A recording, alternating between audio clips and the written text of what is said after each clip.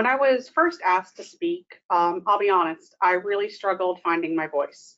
I struggled with finding something to say that I felt would cover everyone at whatever stage they were in their FP&A journey. But I realized finally that everyone is in a different place in their FP&A journey, and that's okay. And it's important to realize that one shoe does not fit all. I think we can all agree that where we started in our journey is very different from where we are now.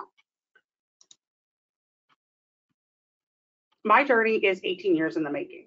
Well, almost 18 years. It is technically, as of today, 17 years, 11 months, and 9 days. And I'm at a very different place in my FP&A journey, my career, and my life than I was almost 18 years ago. The only constant that has been my friend this time has been change. Throughout the years, my role in the FP&A team has changed, and it has changed, and it has changed many, many times over the years. I think it's important to realize the 5 key roles can shift and change over time. Just like your actual forecast and budgeting shifts and changes over time, so can your 5 key roles and who holds them. In my company, we started forecasting and budgeting, like many companies do, in a spreadsheet. Over time, our spreadsheet grew arms and legs and became very complex and complicated. And just like that spreadsheet, the team that put together that spreadsheet grew and changed. I think we set ourselves up for failure when we do not recognize that things are going to change. We have to accept it. When we first started our journey in the previously mentioned spreadsheet, we had a team of 2 mad scientists huddled over a laptop. It was just myself and the CFO, and we were just trying to make sense of the numbers and what those numbers meant. What was the data telling us as a company? What was it telling us about our future? We very quickly realized we had a data problem. And due to that, we needed to quickly expand our team to include data scientists. Due to some infrastructure challenges we had in the very early days, we had to go out to each division or segment of the business and have them construct their own forecast for us. And then they would send it to head office and we would consolidate and revise. We had to add many data scientists. Because we had to work from a bottom-up structure, and then at the end, the CFO and myself would analyze and amend from the top down, outside the data scientist role from each division or segment, it was really just me and the CFO handling every other role. Like both Natasha and Garrett mentioned, the roles sometimes blend and bleed together. Sometimes, especially in the beginning, one person can have multiple roles or kind of have every role. And someone can certainly grow through several different roles. You may start as a data scientist and become an analyst. As time went by and our company grew, those roles had to shift and change. We got better programs, we got better systems, and we got better people running those systems. And therefore, we got better data. Having the infrastructure to support our team changed our team completely. It allowed us to plan and not just live in survival mode. For years, we were trying to piecemeal out a forecast with data that was not in a single source. We had to focus so much on the data scientist role just to survive. Without them, we would have nothing to analyze or tell people about.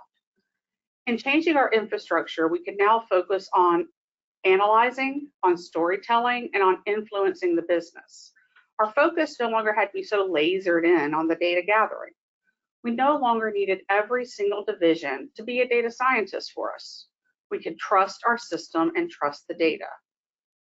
Now that we could trust the top level data coming to us, we were able to really narrow down areas that were more complex and complicated and really spend our time focused on those areas. We had a system, and the system worked for us for many, many years. For a long time, we were in a groove. We worked on the spreadsheet every month, we updated it, and we were happy with the results we were producing.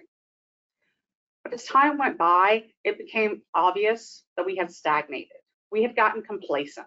As the years went by and the business changed, and we were not finding our forecasts as accurate, As we went back and compared it to actuals each year, we started seeing outages in areas that were consistently not timed. We needed to update the spreadsheet and account for new revenue streams and growing business. We started tweaking the existing spreadsheet, and every time we tweaked it, the spreadsheet grew, and it grew.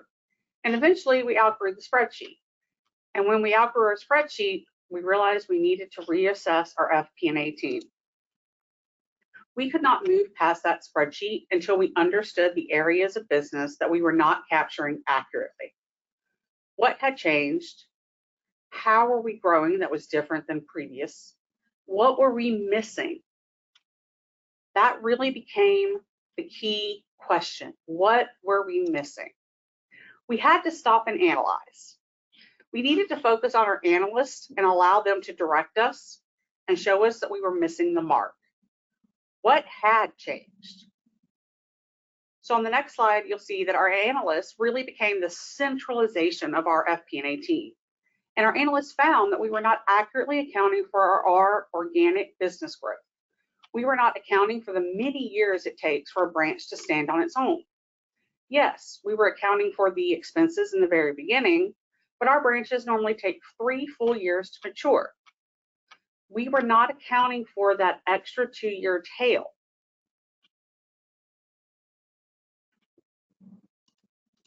Once we identified what we were missing, what we needed, we had to figure out how to capture those segments and how to integrate it into our forecasting and our projections. For that, we had to lean on our architect, or in this case, our architects. It was, again, myself and the CFO who stepped into the role of architect. Now that we knew what we were missing, how do we ensure that it does not get missed in the future? And what is the best way to capture that data accurately and efficiently? We had to calculate what those yearly losses were and the gains were for each year until a branch reaches maturity, and only then could we really capture the data. Here we are, years later, and we are in a phase of completely rebuilding our FP&A team, yet again, as it should be, honestly. Every time we grow, every time we change, we need to reevaluate our team. Is our team working for the business now? Does our team work for the direction we're taking our business in the future? If the answer to either of those questions is no, you have to reevaluate. You have to reorganize. I guess my main message is don't be afraid of change. Don't feel that because your roles are the way they are now, that's the way they have to be, and they have to be that way forever. And I also want to encourage those who oversee the teams not to pigeonhole your people. Please allow your team to grow. Allow your team to change. Allow the individuals to grow and change and move throughout roles, and you will find success in the FP&A realm.